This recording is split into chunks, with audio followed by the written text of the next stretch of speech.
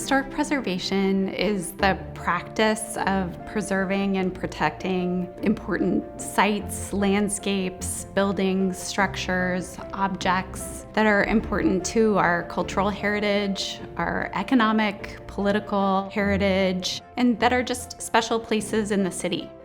In Seattle, our historic preservation program is responsible for the designation and protection of more than 400 landmarks in 8 historic districts. Traditionally, we've looked at historic value in terms of architecture, the architects, materials, styles, but I think the bottom line is it's personal. It's not something that's abstract. It's something that you feel deeply as an individual. There's a spiritual kind of connection that people have with the places that develop meaning to them. I think everyone has a very personal reason why they care about historic preservation. For me, I have a connection to this building. This building was built in 1909, historic building. I grew up in this neighborhood, I grew up in this building.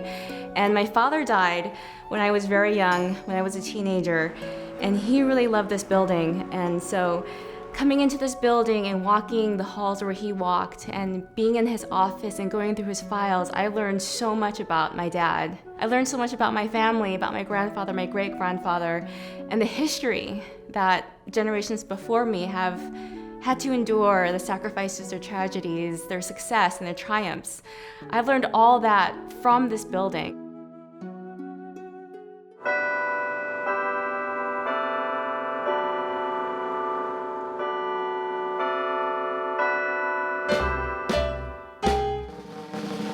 Elijah Cummings once said, "Children are our messengers to a future that we will never see."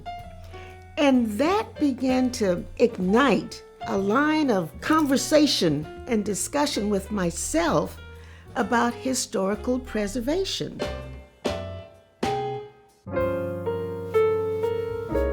James and Janie came here from the South in the early 1940s, first going to Bremerton, working in the Bremerton shipyards, and then came to Seattle, Washington. They bought this house, and they lived in this house from the mid-1940s through the year 2000, when they both passed away in 2000. The two of them together had the foresight, the insight, and the hindsight to know that they had something that they wanted to preserve for future generations. First, the property here was designated as a historical landmark in 1992. And from that, the two of them developed the Washington Foundation with very specific instructions and guidelines as to what they were entrusting the future to do with what they were doing in the present.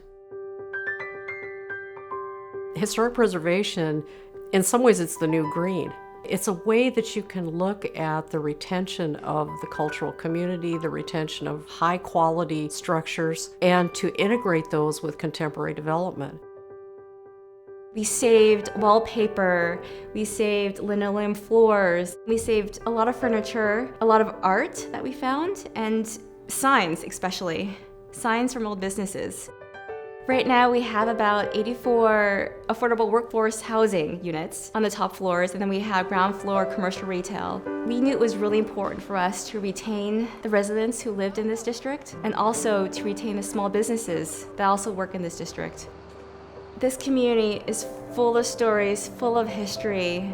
It's just amazing walking through the hallways and imagining what the experience must have been like 10, 20, 100 years ago for people who just moved here and were living in the hotel and looking for their place, and what they were going through. You know, they always say walls can talk, the stories they would tell, and I would have absolutely loved to hear every single one of those stories.